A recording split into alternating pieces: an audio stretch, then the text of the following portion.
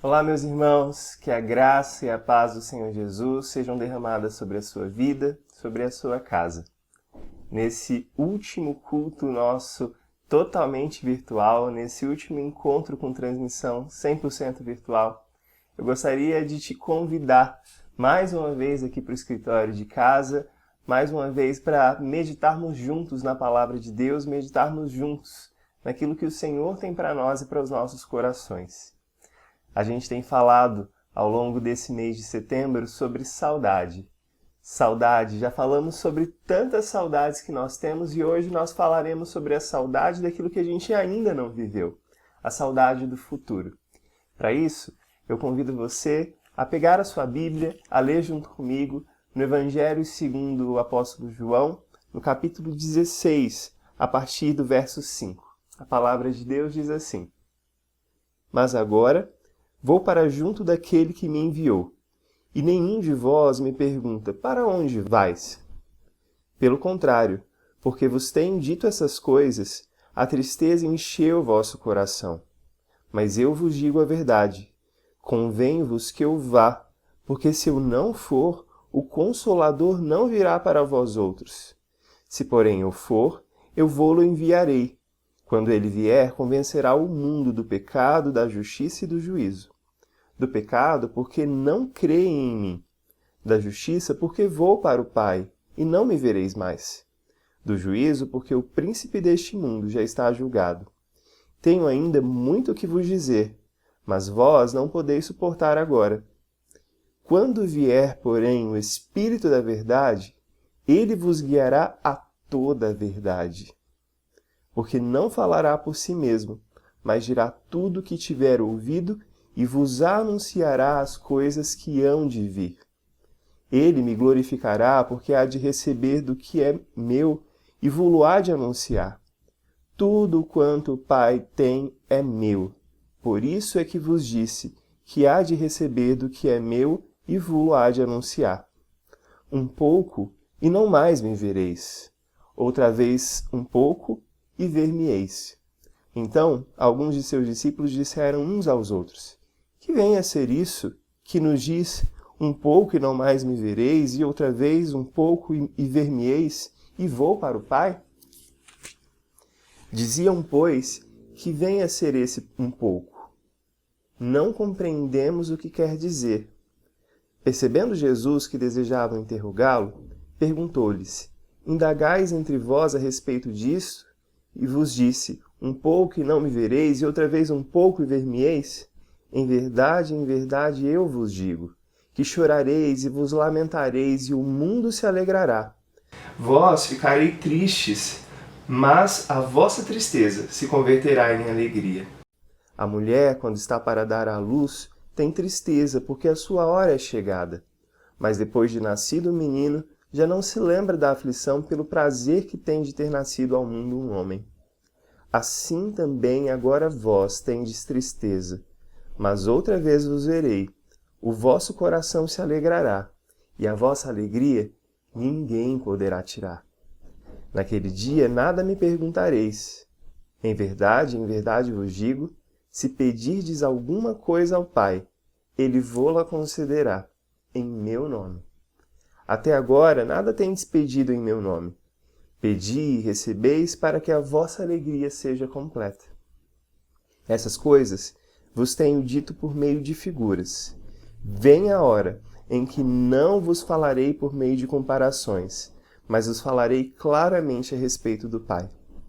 Naquele dia pedireis em meu nome, e não vos digo que rogarei ao Pai por vós, porque o próprio Pai vos ama, visto que me tendes amado e tendes crido que eu vim da parte de Deus. Vim do Pai e entrei no mundo.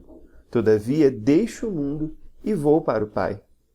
Disseram os seus discípulos: Agora é que falas claramente e não empregas nenhuma figura.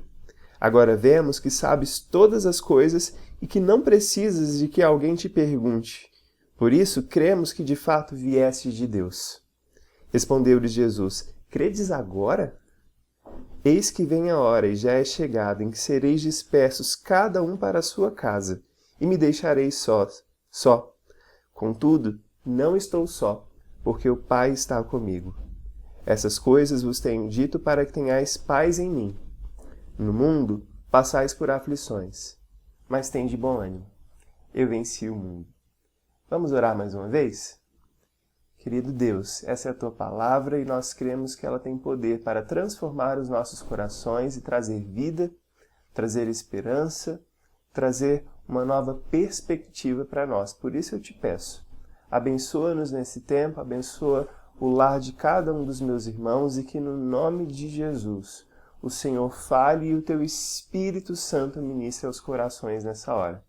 É o que nós te pedimos, em nome e por amor do Teu Filho Jesus, que morreu na cruz por nós. Amém. Meus irmãos, a gente vive numa sociedade em que é muito normal a gente ver pessoas ou muito ansiosas quanto ao futuro, ou pessoas que vivem com a carga imensa de culpa quanto ao seu passado. O problema de muitas pessoas na nossa sociedade ou é viver aprisionada ao passado, ou, na verdade, viverem sempre pensando no futuro. Não sei se você experimenta dessa ansiedade de viver sempre pensando no futuro, ou talvez você pensa na sua culpa de erros que você cometeu no passado, maus passos, passos em falso que você deu no passado e que porventura tenham trazido consequências para você até hoje e você vive aprisionada pela culpa. Andar preso o tempo todo ao passado é trazer sobre nós uma carga de culpa a qual nós não aguentamos, nós não conseguimos lidar.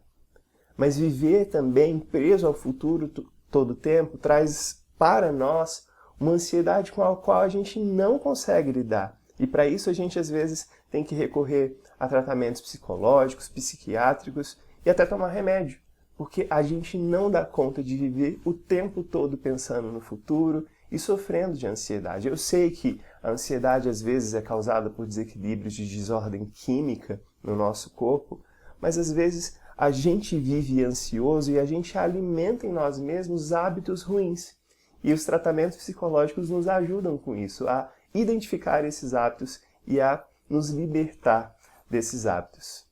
Mas o Evangelho de Cristo, desde o princípio, ele nos liberta tanto da culpa do nosso passado, quanto também nos ajuda a sermos libertos da ansiedade pelo futuro. E no lugar da ansiedade quanto ao futuro, o Evangelho quer colocar em nós algo muito diferente da ansiedade. O Evangelho quer trazer para mim e para você a esperança. Em vez de culpa, nós temos a certeza do perdão. Em vez de ansiedade, nós temos no nosso coração a esperança por conta do que Cristo fez e por conta das promessas que Ele tem para o nosso futuro. Diante disso, eu queria compartilhar com você, eu queria falar com você hoje a respeito de 3 certezas que a gente pode ter enquanto a gente sente saudades do futuro. 3 certezas que nós cristãos, filhos de Deus, povo do Senhor, podemos ter enquanto a gente espera e aguarda por esse futuro que o Senhor nos prometeu na sua palavra. A primeira dessas certezas que nós podemos ter, enquanto aguardamos o futuro, é olhar para o nosso passado com a certeza do perdão dos nossos pecados. A primeira certeza que podemos ter enquanto aguardamos o futuro é a certeza do perdão dos nossos pecados do passado. Jesus, nesse texto que a gente acabou de ler, ele repreende os seus discípulos por estarem tristes com a partida dele. Quando, na verdade, esses discípulos eles deveriam estar felizes porque Jesus estava indo para o Pai. Os versículos de 1 a 5 mostram isso para a gente. Vocês deveriam estar felizes porque eu estou indo para o Pai. Por que será que Jesus repreendeu os seus discípulos por estarem tristes com a sua partida? A tristeza não é uma reação normal, uma reação de se esperar quando algum amigo ou alguma pessoa muito querida da gente está para morrer? Jesus repreende aqueles discípulos porque ao ir à cruz, ao morrer, Jesus, ele estaria cumprindo a sua missão. E por isso, a ida de Jesus à cruz deveria ser motivo de alegria para aqueles discípulos. O Espírito Consolador é a segunda coisa o segundo motivo pelo qual Jesus repreende aqueles discípulos é que se ele não morresse, se ele não cumprisse a sua missão de ir até a cruz, o Espírito Consolador, O encorajador, em outras versões bíblicas, ele não iniciaria o seu ministério na vida, dentro do coração daqueles discípulos. Somente depois da morte de Jesus, somente depois que Jesus fosse para o Pai, é que aqueles discípulos poderiam experimentar não Cristo entre eles, mas Cristo dentro deles. O Espírito, esse mesmo Espírito Consolador, esse mesmo Espírito encorajador, quando viesse ao mundo, no caso para aqueles discípulos, esse Espírito, ele traria algumas convicções para todos os discípulos de Jesus. A primeira delas é o convencimento do pecado. O pecado no Evangelho de João é não crer em Jesus como o Cristo, como o Filho de Deus. O Evangelho de João ele foi estruturado em cima de 7 milagres, 7 sinais, e o objetivo de todos esses sinais, de todos esses milagres, era para que as pessoas pudessem crer que Jesus era o Filho de Deus. No próprio prólogo do Evangelho, no capítulo 1, a gente vai ver que Jesus fala que João Batista veio antes para testificar a respeito da luz, para testificar a respeito daquele que era maior do que ele, do qual ele não era digno nem de desatar as sandálias dos pés. Então, quando o Espírito Santo viesse ao mundo, o primeiro papel dele seria convencer o mundo, convencer as pessoas do pecado, convencer de que as pessoas não creem por si só em Deus, não creem por si só em Jesus como Filho de Deus. Afinal, Jesus era alguém sem aparência, nem formosura, nem jeito de rei para que a gente pudesse crer nele como filho de um Deus. Mas é o Espírito Santo que nos convence do pecado, é o Espírito Santo que nos convence da nossa descrença e da nossa falta de fé. Mas o Espírito Santo ele também convenceria a humanidade, homens e mulheres, da justiça. Jesus era a justiça de Deus sendo satisfeita por conta dos nossos pecados.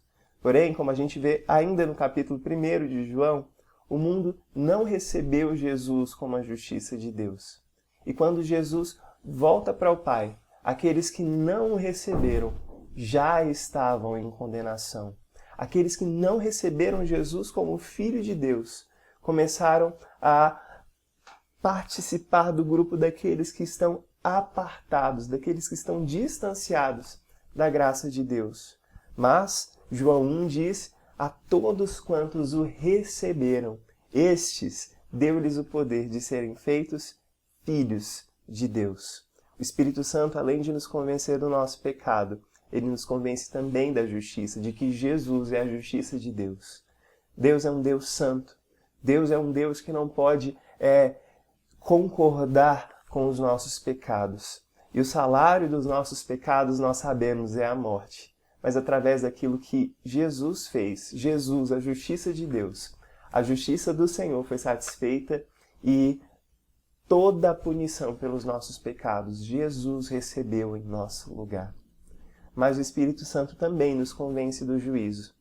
A cegueira do mundo não reconhece isso. A cegueira do mundo não reconhece que um dia eu e você teremos que prestar contas diante de Deus das nossas atitudes.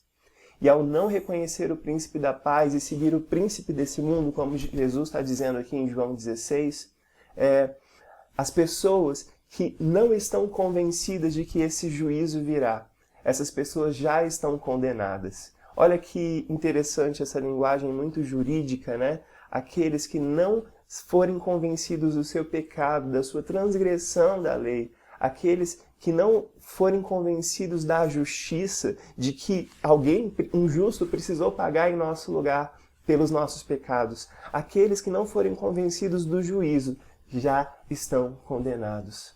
Porém, a todos quantos o receberam, deu-lhes o poder de serem feitos filhos de Deus. Enquanto nós esperamos, a primeira certeza que nós podemos ter é a certeza de que os nossos pecados do passado foram perdoados e nós recebemos o poder de sermos feitos filhos de Deus. A segunda certeza que a gente pode ter nesse caminho, a segunda certeza que nós podemos ter enquanto esperamos o futuro, enquanto sentimos saudades do futuro, é a certeza da companhia do Espírito Santo no presente. Jesus diz no capítulo 14 do livro de João, e aí do capítulo 14 até o capítulo 17, é um único discurso de Jesus. A gente lê um pedacinho do capítulo 16, e nesse mesmo discurso, um pouquinho antes do texto que a gente leu, Jesus vira-se para os seus discípulos e diz que o Espírito da verdade, o Espírito Santo, guiaria os seus discípulos a toda a verdade.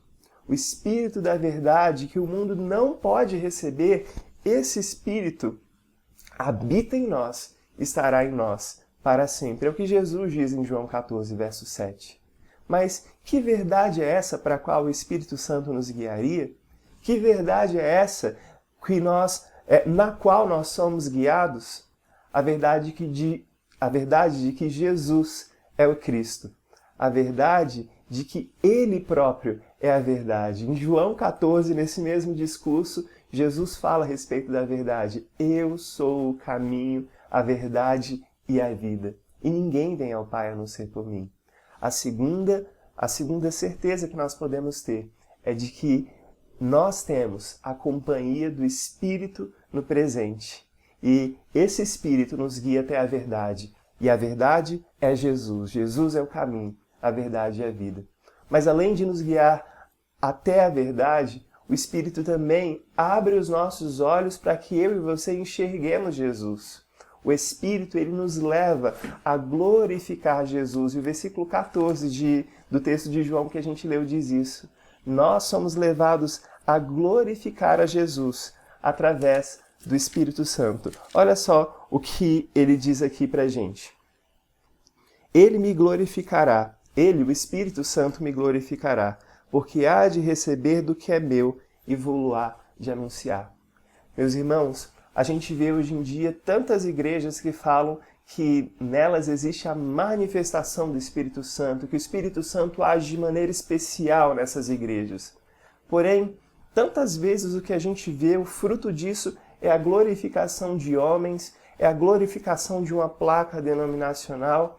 A gente vê tantos cristãos também que dizem cujo objetivo dos seus ministérios é glorificar a Deus, cujo objetivo de suas vidas é glorificar a Deus, mas o fruto de tudo isso é vaidade, é vanglória, é justiça própria. Jesus está dizendo aqui para os seus discípulos que nós só podemos ter a certeza de que o Espírito Santo habita em alguém. Nós só podemos ter a certeza de que as coisas são feitas para a glória de Deus se o Espírito da verdade nos leva a glorificar a Jesus. Aonde o Espírito Santo se manifesta, existe glória para o nome de Jesus, e não ao nosso próprio nome, não à placa denominacional, não ao narcisismo de líderes egoístas, mas aonde o Espírito Santo age, aonde o Espírito Santo está, existe a glorificação do Filho, e o Pai é glorificado através do Filho por meio da exaltação e por meio da direção do Espírito Santo na nossa vida. Você tem sido guiado pelo Espírito Santo? O Espírito Santo tem feito você glorificar a Jesus nas suas obras, nas suas atitudes e no seu dia a dia? O Espírito Santo, ele nos dá testemunho de Cristo no presente, para que nós não apenas creiamos nele, mas para que nós também testemunhemos de Jesus, testemunhemos dele como Cristo. Não apenas recebemos esse testemunho no nosso coração da presença do Espírito Santo nos guiando até a verdade. Nós não apenas recebemos a capacidade de glorificar a Jesus no presente, mas o Espírito Santo também nos faz com que nós demos testemunho de Cristo para as outras pessoas. Se você voltar a alguns versículos, os 5 primeiros versículos do capítulo 16 que a gente não leu, os últimos versículos do capítulo 15, você vai ver que Jesus estava advertindo os seus discípulos sobre algo que aconteceria dali a bem pouco tempo. O que aconteceria era perseguição. Os homens maus, as pessoas más, começariam a perseguir os discípulos de Jesus e expulsá-los da sinagoga, matarem os seus parentes. É isso que a gente vê no final do capítulo 15 e no começo do capítulo 16, Jesus advertindo os seus discípulos de que aconteceria.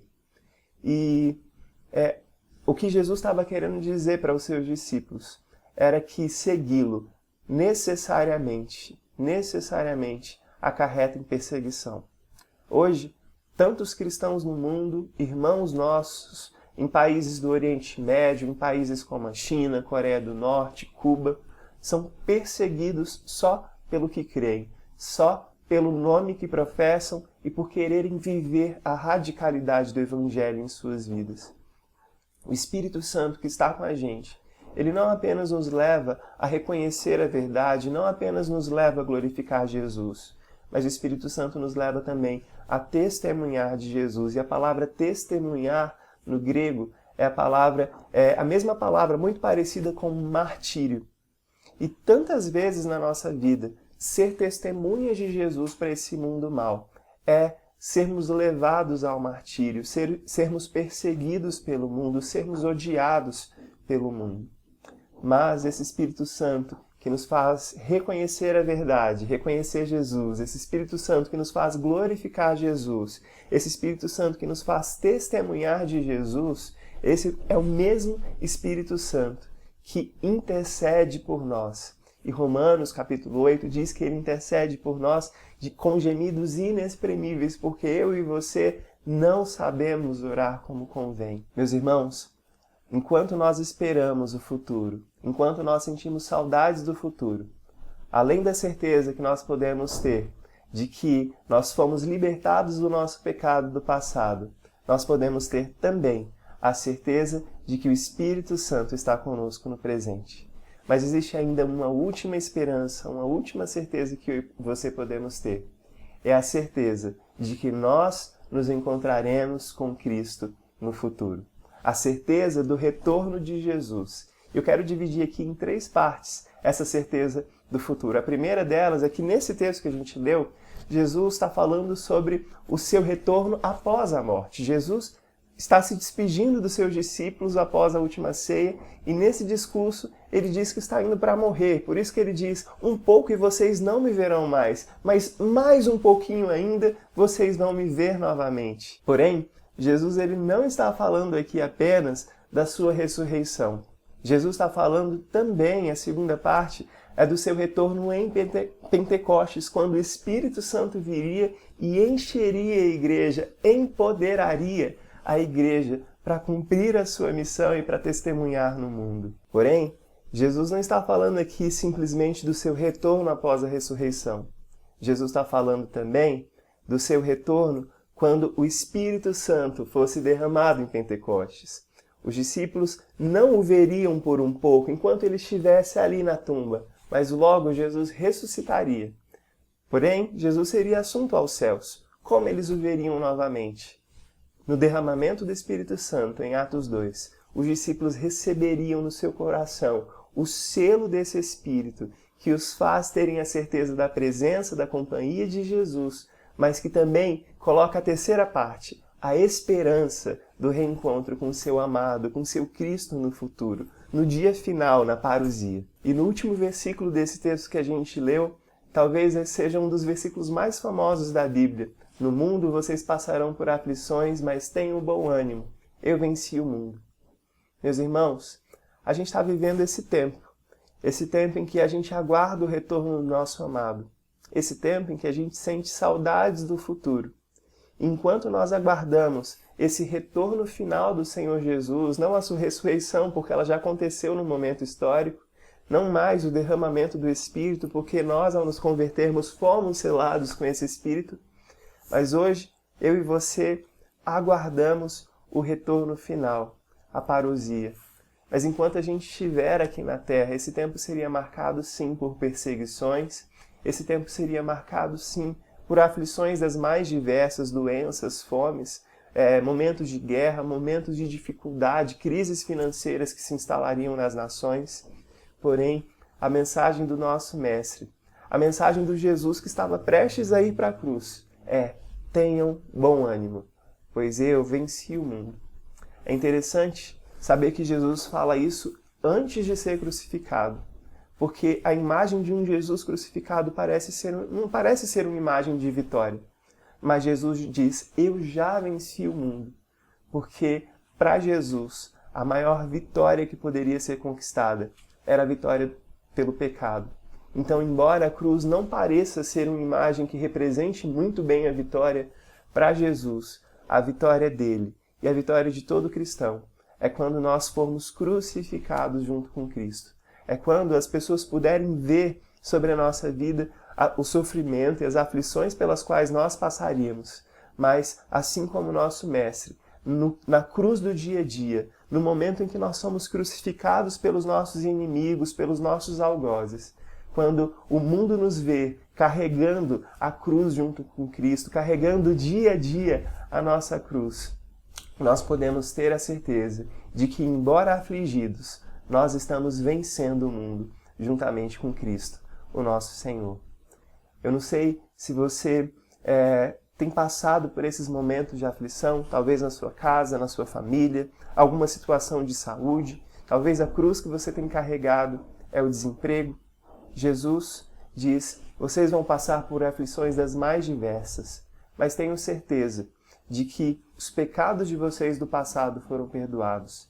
Tenham certeza de que o Espírito Santo está com vocês hoje no presente. Tenham certeza que, embora vocês passem por aflições, desemprego, doenças, sofrimentos, o Espírito que está com vocês pode dar a vocês a esperança do futuro. Não ansiedade quanto ao dia de amanhã, mas esperança quanto ao seu futuro. Eu espero que Deus abençoe a sua vida e que graça sobre graça seja derramada sobre você. Meus irmãos, passaremos por aflições, mas nós podemos sentir saudade do futuro. Nós podemos sentir saudade do Jesus que nos liberta do peso do passado, que envia o seu Espírito Consolador no presente e que nos prometeu que um dia virá nos buscar para estarmos eternamente com Ele.